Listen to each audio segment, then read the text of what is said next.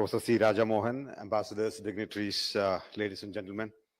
A very good morning and a warm welcome to all of you to the inaugural conclave jointly organized by the Ministry of External Affairs and the India's World magazine on the theme, the mobility imperative. We have a literally packed day ahead of us, all of us, including an address by the minister and a conversation between Professor Rajamohan and the minister. So I will be very brief in my remarks. I am also aware that the minister needs to leave for the parliament, which is in session at the moment. But first about the magazine, India's World. India's World was born out of a rather casual conversation between Professor Mohan and myself. A little over a year ago, we remarked to ourselves that there is no dedicated Indian magazine on international relations. We said we will give it a try. And a few months later, India's World was born. India's World today is around 12 months old. Dr. Jaishankar released the first issue of the magazine exactly 11 months and 17 days ago. I hope I'm getting the numbers right. Dr. Jaishankar, you had said then, when you released the magazine, and I quote, I would be your initial public reader, and I can tell you that the reader's response is a very good one. I hope you still get a copy of the magazine, and I hope that feeling has not changed. Someone asked me the other day, where do you see India's World, say, 5 years from now? I said, here is the thing. You walk into an Indian bookstore and you will get a copy of the Time magazine and a copy of The Economist. You walk into a bookstore in Dubai, Singapore, or say in London, and you won't find an Indian magazine. India has 400 million newspaper readers and hundreds of magazines. But unfortunately, hardly any of them find physical space outside of India. So we want India's World to fill that intellectual gap in the next 4 to 5 years. So what is this magazine about? Because it's called India's World. As the title suggests, India's World is about India's relationship with the world, the past and present, its diplomacy, history, art, music, culture, books, and of course, the people of India. We want to help take India's voice to the world, create a conversation between global thinkers and Indian thinkers, be a forum where India's international relations finds more expression and listened to more carefully by the world. The rationale behind this particular conference, the mobility imperative, is this. We believe that mobility and the growing contestations around mobility are at the heart of a lot of what is happening in the world today. Mobility of people, ideas and technology, and the cooperation and the conflicts they generate. Mobility, of course, has been a phenomenon since time immemorial, but the world has never been this mobile. Mobility tells you about the story of humanity in action, humanity at peace, and humanity at conflict. And India, in many ways, is at the heart of that revolution in mobility, thanks to its size, its history, and its civilizational moorings, thanks to its diaspora, its students, its soft power, its middle class, and what India is. I truly believe that by understanding the various dimensions of mobility, we can begin to put a world in flux in some perspective. To discuss this important theme, we are joined by some of the best minds thinking about the mobility phenomenon in India and abroad. We have thinkers, practitioners, ambassadors, senior journalists, academics, and analysts in this very room. I'm sure by the end of today, we will have a more nuanced understanding of the complex phenomenon of mobility. Thank you for joining us today. Thank you for being part of India's World journey. I hope you enjoy the day's proceedings. I will now invite Dr. Jaishankar, the External Affairs Minister of India, to deliver his inaugural address. Dr. S. Jaishankar is India's External Affairs Minister since May 30th, 2019. He was Foreign Secretary of India from 2015 to 2018. He was Ambassador to the United States, China, and Czech Republic, and was High Commissioner to Singapore. He also served in other diplomatic assignments in embassies in Moscow, Colombo, Budapest, and Tokyo, as well as in the Ministry of External Affairs and the Indian President's Secretariat. He was also the President of Global Corporate Affairs at Tata Sons Private Limited after his retirement. But also importantly, Dr. Jaishankar is a best-selling author of 2 important books on India's foreign policy. Dr. Jaishankar, the floor is yours.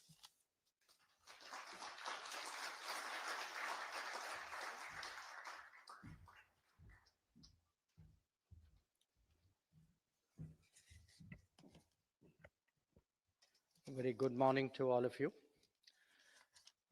The last time I was here, whatever 11 months and how many ever days ago, I said very nice things about the magazine, which I had the occasion to preview. Today, let me begin by saying very nice things about the theme you have selected. And there's a reason for it.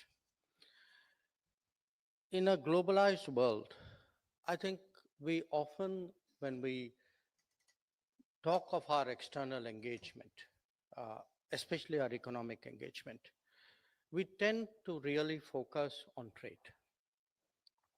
Now, there's nothing wrong with that, but we often neglect work and the mobility associated with work. Just to give you a sense of what it is to which we don't pay enough attention. Last year, remittances to India were $135 billion. That's about roughly twice our exports to the United States. Now, it's just the remittances, because think of the people abroad, their own livelihood, the assets they have created there, the services which have been generated in India, the second, third order consequences of all this. And I leave it to you to actually imagine what is the size of this business which is called mobility.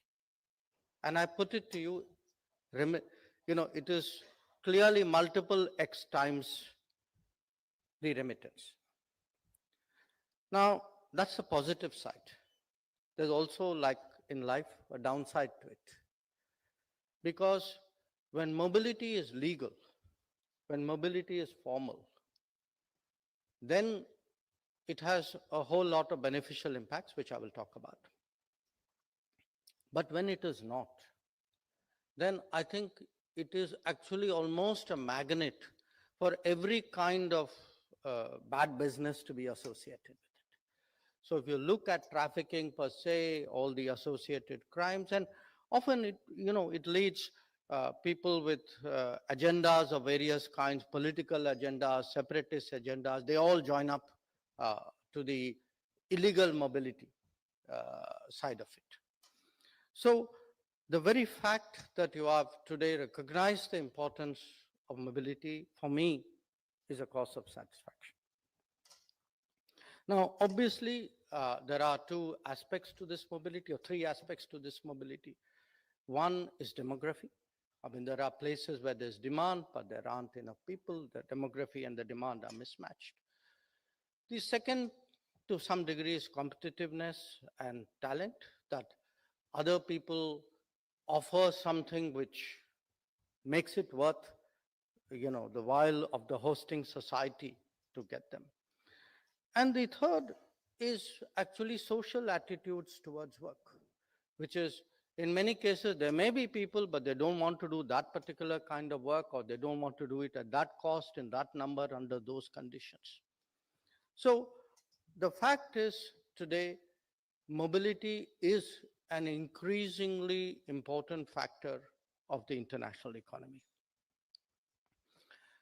Now, we know there is a market for mobility, but I think from the viewpoint of the government, there are three consequences which emerge from that. One, how can we be enablers of mobility? How can we improve the skill sets of people who are potentially mobile? How can we provide them with the facilities to make them mobile? The second, arrangements, formal arrangements, sometimes between governments and companies, enterprises. And the third, to the people who are mobile, who go out of the country. How do you equip them with the confidence and the assurance to operate in a global workplace? So, in a sense, it begins from creating a global workforce, preparing a global workforce at home, and then ensuring when the workforce is actually deployed in the workplace, that it is done so as efficiently and as securely as possible. So I actually want to share with you today some of the things which have happened in the last 10 years, because particularly to the Indians in the room, many of you would take it for granted, or many of you, may not even be aware of it. But these are actually very deep changes which have been of great impact when it comes to mobility. 10 years ago, if you wanted a passport, there were, I think, 77, there were 77 places in India to which you could apply. Today, in the last 10 years, we have added 468 more such places.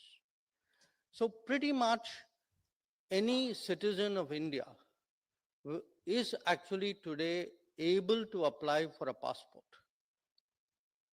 by journeying at best a few hours, as compared to what it was 10 years ago, when actually you had to make a trip to, if not a metropolis, at least to a good sized town, and probably spend a few days in order to just get a passport.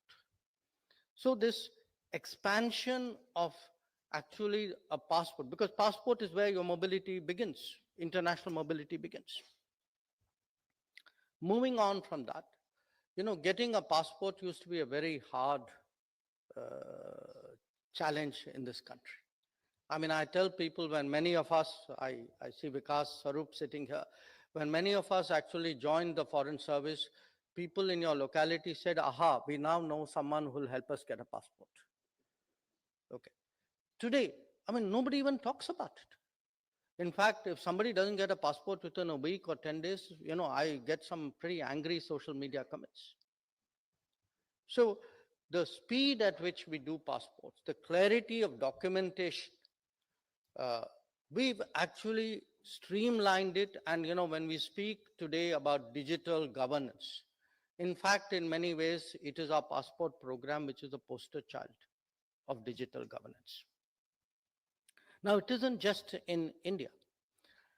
We also used to have a situation where if you lost your passport, it was very difficult to get it replaced or renewed abroad. And if you lived in one country, you couldn't get it done in another country.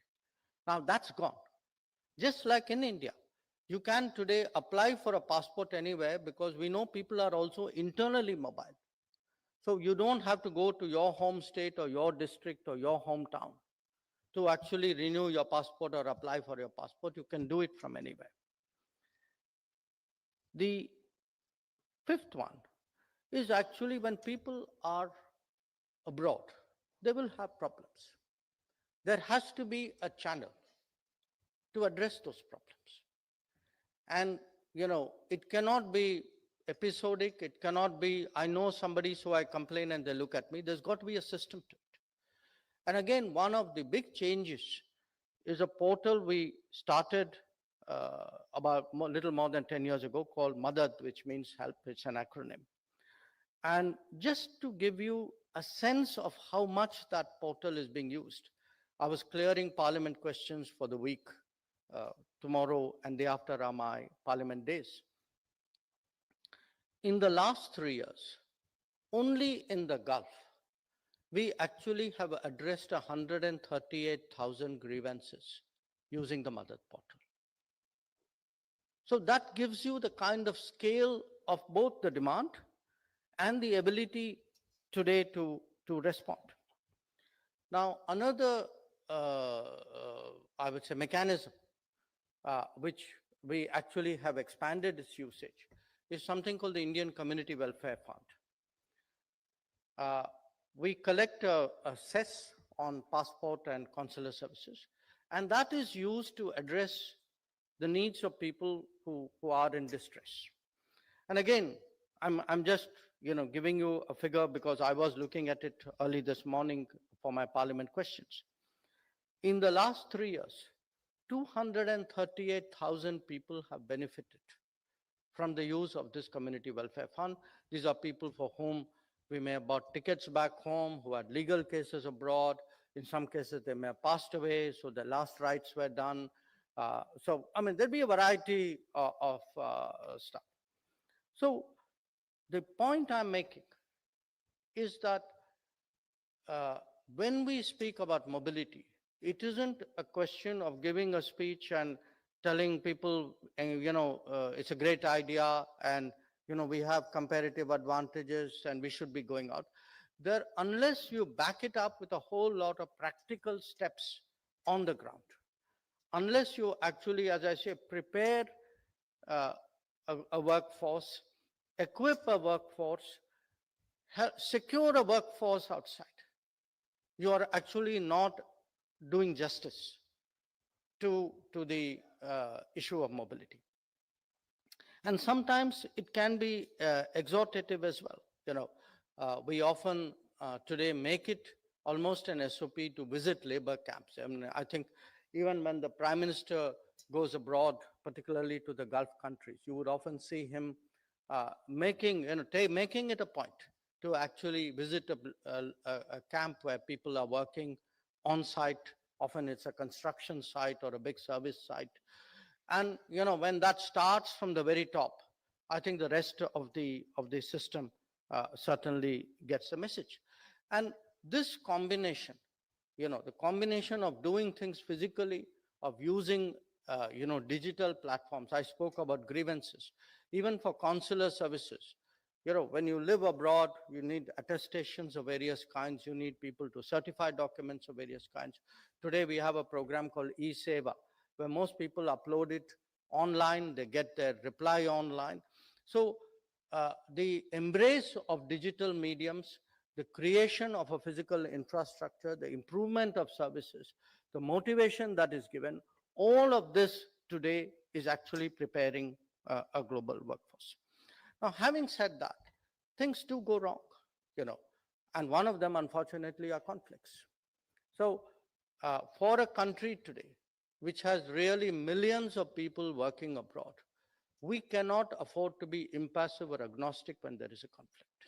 So it has become, in a way, for us, I won't even say it's a duty or obligation. We take it as a standard procedure that if there is a conflict, the moment we see that coming, our systems get ready to go to secure our people. And again, in the last 3 years, and I'm talking after Ukraine, Ukraine, roughly we brought back 20,000 people. In the last 3 years, we've actually brought back 28,000 people from different conflict zones. So this kind of gives you the kind of scale of the responsibility which happens, when you have a mobile global economy and a mobile workforce which is operating in that economy. Now, having said that, let me deal with other aspects of it, the diplomatic aspects of it. Clearly today, intergovernmental agreements dealing with mobility are a very important part of our diplomacy.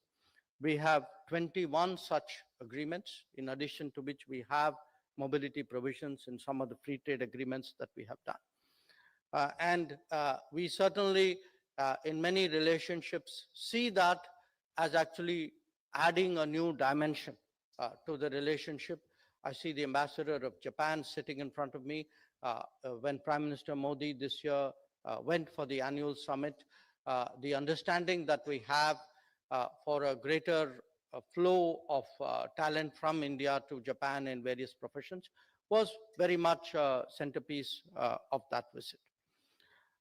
Moving on from that, all this would happen, as I said, if we actually prepare a workforce, we better prepare a workforce. So the emphasis that we have on skilling in India, which is of course dealt with by a different ministry, but we are really part of a whole. I mean, we are you can say the external face of the mobility, but the back office of the mobility is actually the educational and the skilling system. And today the attention which is being given to improving skilling and actually customizing it where possible to the needs of a potential user is something which is important. Now, recognizing all of this, of course, we are also in the process of uh, rewriting our legislation, which underpins mobility. We have the current legislation is more than 40 years old, and it envisaged mobility. Actually, the very name was, it was an immigration act. Whereas today, we see it much more as a mobility because we see it as a two-way process. Uh, the people who go out often do come back, sometimes for shorter duration, sometimes for longer ones. So we have an overseas mobility bill today, which we have put out there for public comments. It is something when we are ready, we propose to bring in as a legislation. Now, so far, I have spoken about the mobility of people, but I also want to highlight that work can also be mobile. That, you know, if the talent doesn't go out, the out comes to the talent. And we have actually seen this growth of what are called global capability centers in the last few years. I understand today that there are in this country about 1,700 global capability centers, which are about half, they constitute about half the global capability centers in the world. And these are centers where global business has found it more um, effective, more efficient, really to send the business out and to utilize the talent in a different geography. And obviously, given the availability of the talent and the efficiency of it in India, we are a strong attractor of that. Again, there are estimates that about 2 million people are currently employed in global capability centers. And I think the rough revenue estimates which people put for global capability centers is somewhere between 65 to 75 billion dollars currently a year. And looking ahead, I mean, certainly as we are moving to an era of AI, of higher skills, of advanced manufacturing, and also of, as I said, of social services of various kinds, we do anticipate a world which will put a greater premium on mobility. And we see ourselves, you know, we are 1/6 of the world's population. But I think if you look in terms of the younger working age population, we would be somewhere between 1/6 and 1/4, would be closer to 1/4 actually of the global workforce of a certain demography. So our relevance to the global talent skill market is actually only going to grow with all of this. And having said all of that, I also recognize that, you know, mobility has its own politics. It has its politics in the receiving society, in the hosting society as well. Managing that is also part of the diplomatic challenge, something that we are gearing up to do. So these were some of the thoughts I thought I would share with you today, taking advantage of the theme and the occasion. Once again, thank you for inviting me to speak at the opening. And I look forward to the conversation with Professor Rajamohan.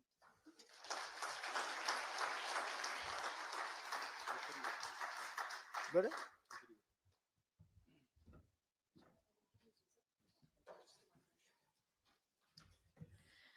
Thank you for your remarks, Dr. Jaishankar. Ladies and gentlemen, we now move to a conversation with Dr. Jaishankar and Professor Rajamohan. Professor Rajamohan is chair of the Editorial Advisory Board for India's World. He's widely regarded as one of India's foremost scholars on foreign policy.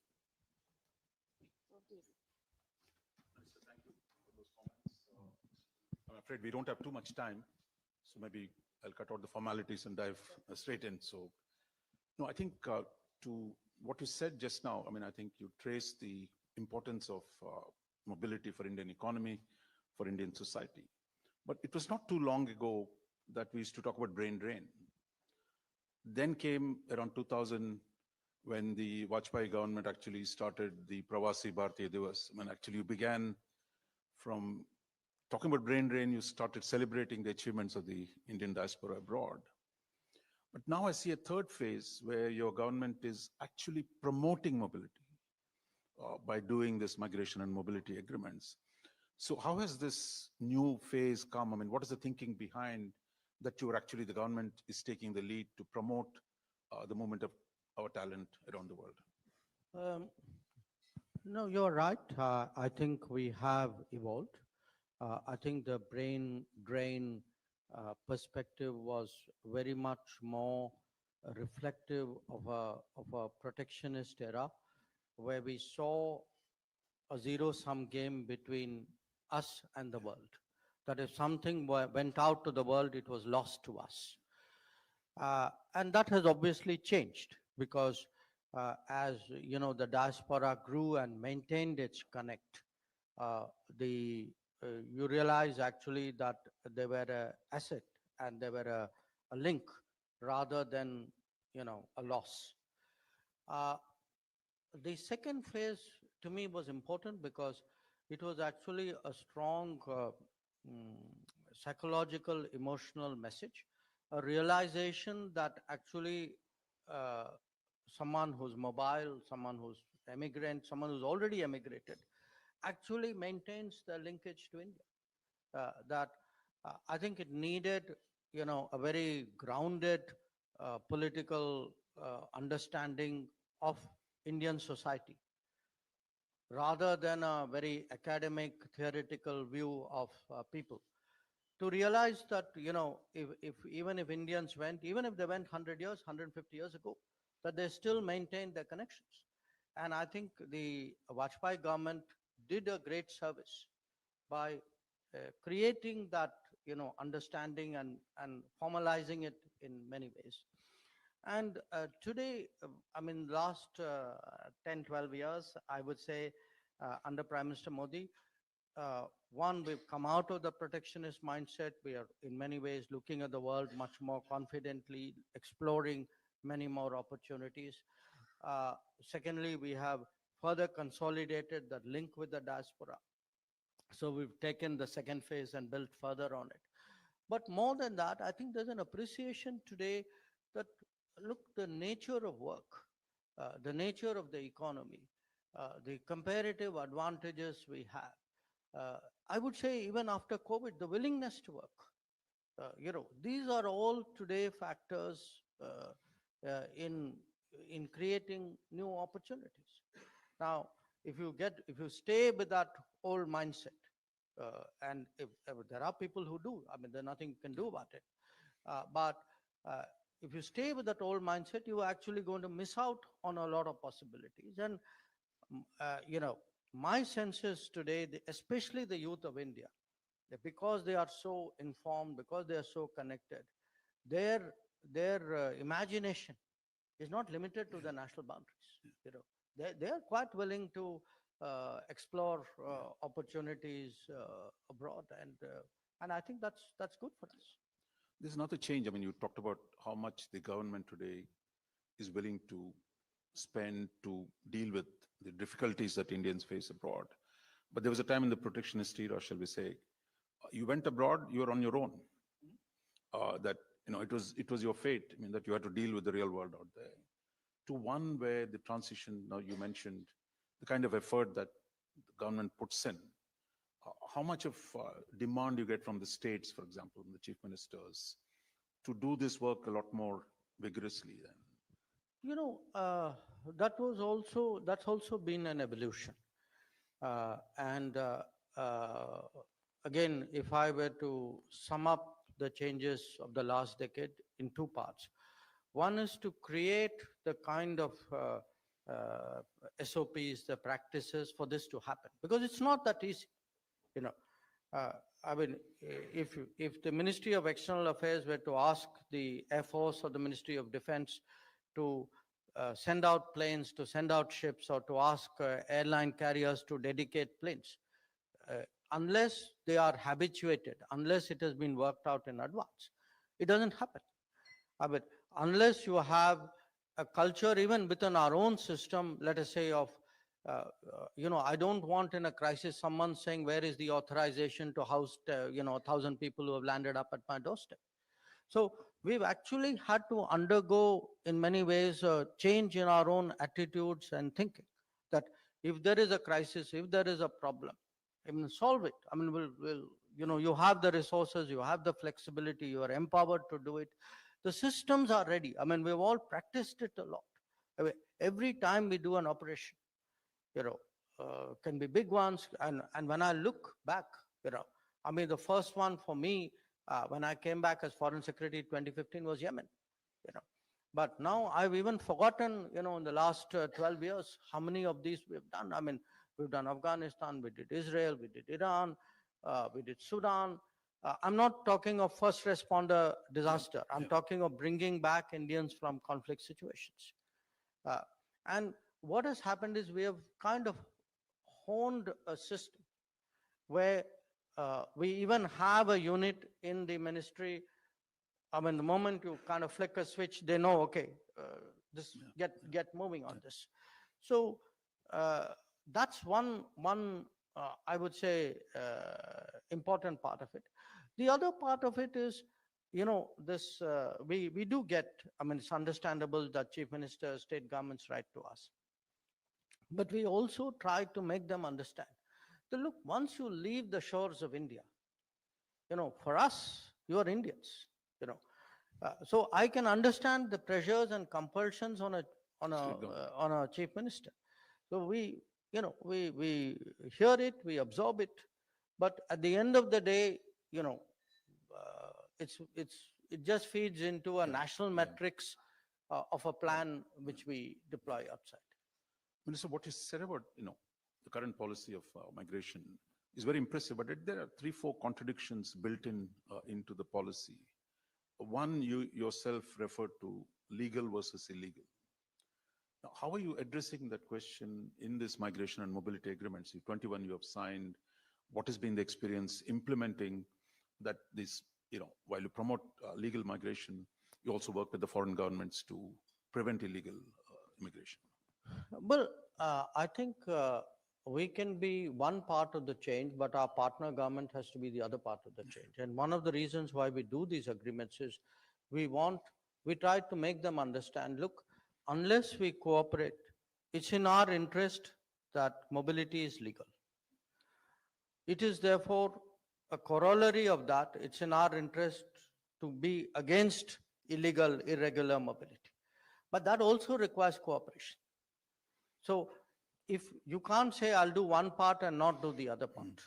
Just like we wouldn't say do the legal, and by the way, we won't do anything for you on the illegal.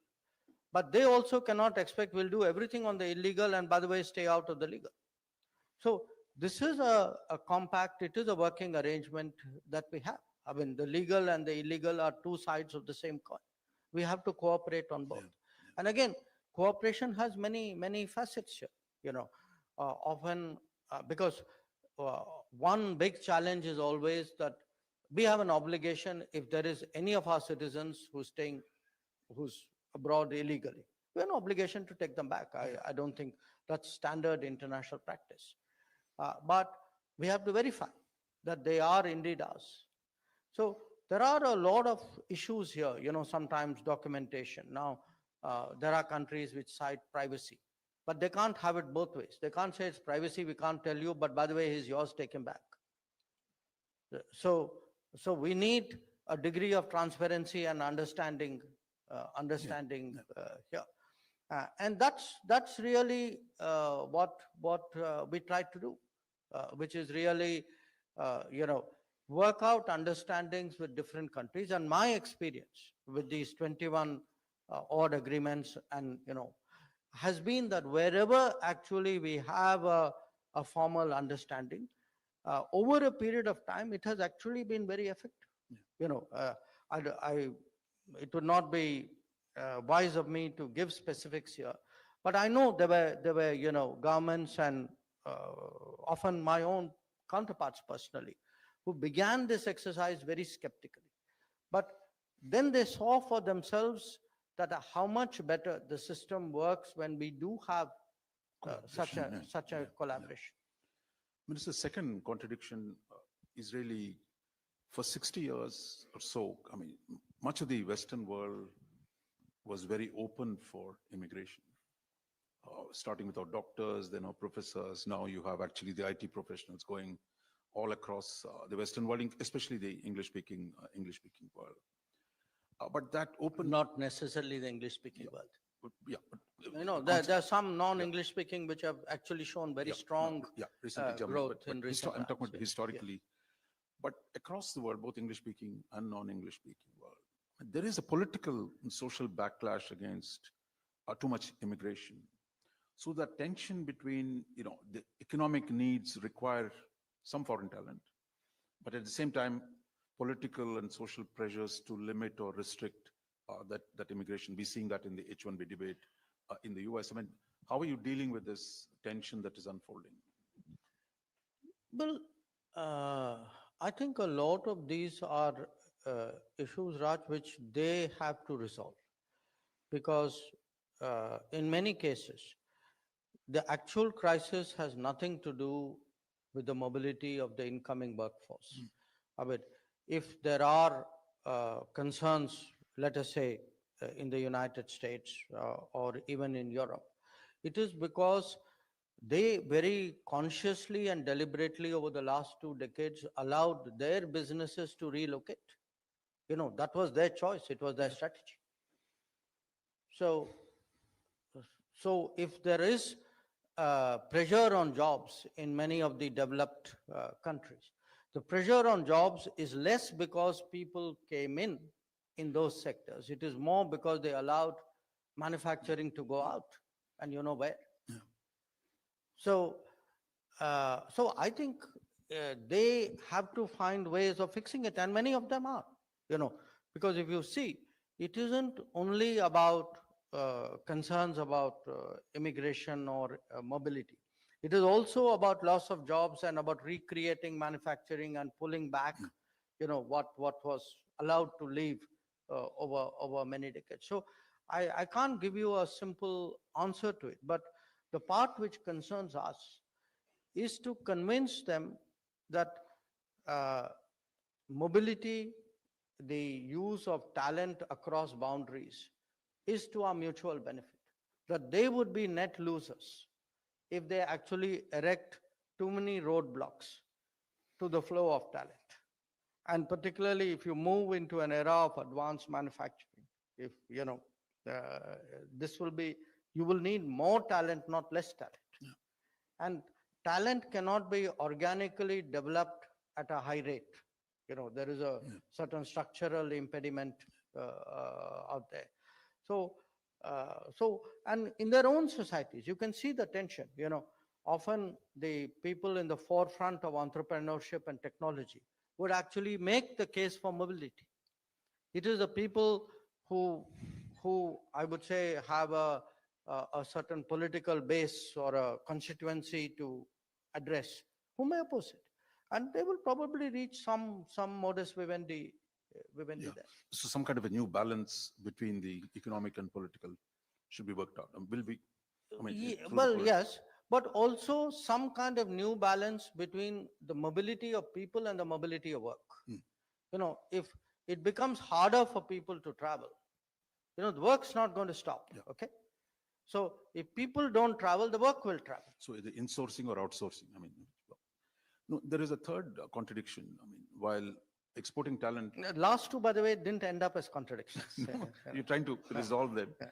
The third one is really, is one thing to export talent, but your domestic needs for the same talent are also growing as you try to do more manufacturing, more advanced technologies, more medical doctors. In every field where migration we've seen grow, there are also domestic needs. And I already see the government talking about returnees or facilitating some talent coming back. So where do you see this tension playing itself out? I don't want this to seem political, but this is actually a statement of fact. As a sort of a sweeping proposition, the number of educational institutions in this country in the last 10 years have doubled over what they were in the 60 odd years they were before that. What actually happened was after the first spurt, we somewhere plateaued. You and I are of the same generation. Probably when we left school, there were 5 IITs in the country. Till when we hit the middle age, our middle age, there were still 5 IITs in the country. You know, the manner in which, I'm just using IIT as a shorthand, I mean, don't take it literally. But the manner in which, let us say, our engineering schools, our technical schools, our medical schools, our nursing institutions, I mean, take whichever field, we didn't see, if you had a certain growth rate, if it made common sense, your capacities should have paralleled the growth of your economy. It didn't happen. So it's actually been, in the last 10 years, there's been this huge emphasis on increasing capacity. And why I say that to you is, you are not going to solve this problem, this apparent contradiction you refer to. You can't tell people, don't go out to work. It's a freedom of movement. We're a democratic society. They have a freedom to travel. If they get better prospects, of course they will look at it. The common sense thing is to create opportunities at home. To create opportunities at home, you need to address both the demand side and the supply side. The supply side means you've got to, keep increasing your output of skilled and talented people. And the demand side would be, unless you are able to post, sustained high growth rates, you're not going to be able to, find opportunities for their employment and retention. One way of actually resolving this dilemma is also, as I said, strengthening the talent base in the country. That also, we've seen some foreign universities come in. I think for many countries, it makes sense, rather than drawing students in, to set up universities in India. Absolutely. Is there enough reform from the government side to actually facilitate foreign universities operate here and create skill? Again, it's interesting. I was at a school of management over the weekend. And because I was there, I looked into the history of that institution and saw the foreign collaboration with which it started. This was, by the way, the Indian Institute of Management in Calcutta. The first one in the country. Yeah, the first one in the country. The initial phase when institutions were created in this country actually had a lot of foreign collaboration. Most of your original IITs, for example, had partners. Many of the agriculture universities had partners. The management institutions had partners. Then this plateau phase, where actually there was relatively little creation. Also the protectionist phase? Yeah, it was also the protectionist phase. I don't think the two, it was not a coincidence. So what we have now done is we've actually liberalized, because again, as I said, like talent can move out or work can come in. We have today close to 1 million foreign students, 1 million Indian students studying abroad, 1 million. Why is that? Does it not make sense actually to liberalize the educational environment so that the universities come? It's cheaper, it's effective, we stand to benefit. There's a very powerful logic, and it's happening now. I mean, we've had actually, I think it began with a few Australian universities. I know a number of British universities have come in, including one fairly close in the National Capital Territory, the National Capital Region. And I see many more happening. I was in Canada a few weeks ago, and I can tell you, Canadian universities which draw in a lot of students, many of them are actually quite interested in setting up campuses in India. And I think we see benefit in this, and we've left it very open. They can come in on their own, they can come in collaboratively, they can do double degrees, they can do brownfield. I mean, it's up to them to figure out. So one last contradiction, or a seeming contradiction, or a tension, if you will, that while you talked about demographics in your presentation, and there is actually a steep decline of in the Western societies, in Far East, in China, in Japan, Korea, everywhere. But there's also an Indian decline that is we're beginning to see, certainly in the South Indian states. But the fact is, at what point do we need to think through? I mean, how do you promoting netless policies, which many countries are doing, is that something too far away at this point, or we have enough talent base today to deal with the potential decline in India's own demographic? You know, I think it's a matter of degree, but it's important. It's natural with prosperity that there is a tapering. But what we are seeing internationally is actually in many societies a very, very sharp fall, which the word decline would be more appropriate. So often, when people try in our business to forecast the world and say, okay, what's really going to change in 10 years? You are saying what will change in 5 years, other than your magazine would be selling in more places. Uh, so people, common answer would be, well, technology, AI. I think if demographic trends are a significantly underrated, understudied aspect of the change that awaits us, because they could actually have very, sweeping implications for the future of many societies.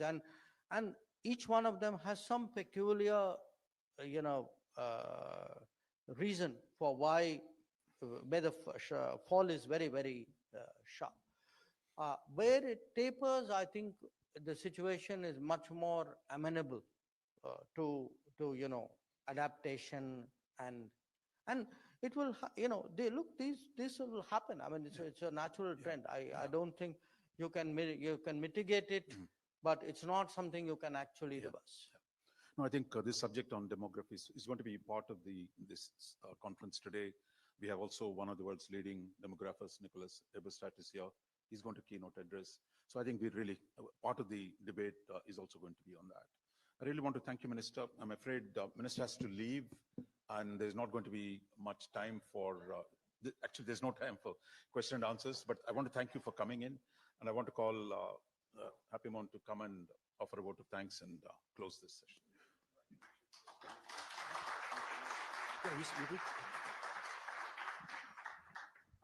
I'm aware of the fact that we don't have much time left. I just want to wholeheartedly thank the Minister, Dr. Jaishankar, for making it to this event today. It's an important event, not only from the magazine's point of view, I guess also from our own national interest, and given the fact that there are a lot of conversations happening on this subject. So, Minister, thank you so much for coming to this event, and thank you all for patiently listening to the proceedings. I think we'll sort of release a nice